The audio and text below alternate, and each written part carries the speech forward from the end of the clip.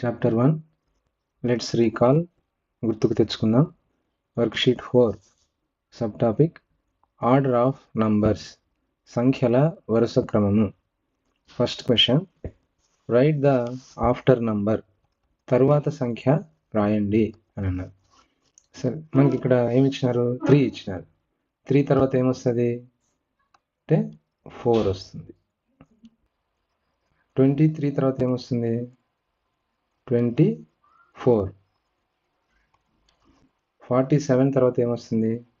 2 digit numbers కూడా రాని వాళ్ళకి ఎలా చెప్పాలంటే లాస్ట్ డిజిట్ని మాత్రమే ఒకటి పెంచి రాయాలని చెప్పండి. ఇప్పుడు ఇక్కడ 4 రాస్తాము, 7 ఏమవుతుంది? 8 అవుతుంది. కాబట్టి 48 అని రాయాలి. ఇప్పుడు 3 డిజిట్ నెంబర్ వచ్చింది. ఇక్కడ ఏం రాయాలా? లాస్ట్ డిజిట్ ఒకటి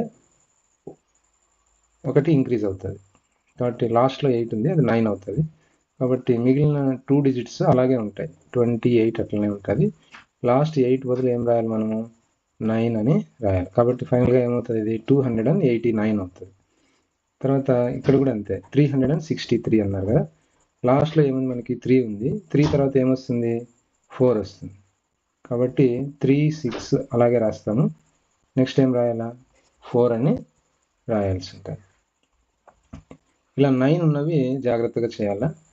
చివరిలో ఎన్ని 9s అయితే ఉంటాయో అన్ని జీరోలు పెట్టమని చెప్పండి. చివరిలో ఎన్ని 9s అయితే ఉంటాయో అన్ని జీరోలు పెట్టి, తర్వాత 9 కాకుండా వేరే నెంబర్ ఏదో ఒకటి ఉంటుంది కదా. ఇక్కడ ఏముంది? 4 ఉంది. ఆ 4ని ఒకటి ఇంక్రీజ్ చేసి రాయమని చెప్పండి. Second question, right the before number తెలుగులో ముందు సంఖ్య రాయండి అని ఉంది. ఇప్పుడు మీకు ఫస్ట్ సెకండ్ చెప్తాను, తర్వాత ఫస్ట్ది లాస్ట్ది మళ్ళీ చెప్తాను. ఇక్కడ చూడండి, 9 ఉంది కదా చివరిలో. ముందు సంఖ్య అంటే ఏమవుతుంది? 9 కంటే ముందు ఏమొస్తుంది? 8 వస్తుంది. కాబట్టి చివరి అంకెల్ని మాత్రమే మనం మారుస్తాం అనమాట. 3, 0 అలాగే రాస్తాము. 9కి ముందు ఏమొస్తుంది అంటే 8 వస్తుంది అని రాస్తాం.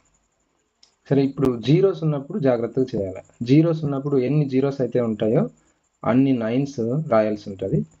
ఒక 9 రాసినాను. తర్వాత జీరోల తర్వాత ఏ నెంబర్ అయితే ఉంటుందో అది ఒకటి తగ్గించి రాయాలి. ఇప్పుడు 2 ఉంది, 2ని ఒకటి తగ్గిస్తే ఎంత అవుతుంది? 1 అవుతుంది. అలాగే ఇక్కడ కూడా చూడండి, జీరోస్ ఉన్నాయి కదా. జీరోస్ ఉన్నప్పుడు ఏమని చెప్పాను? ఎన్ని జీరోస్ అయితే ఉంటాయో అన్ని 9s మీరు రాయాల్సి ఉంటుంది అని చెప్పాను కదా.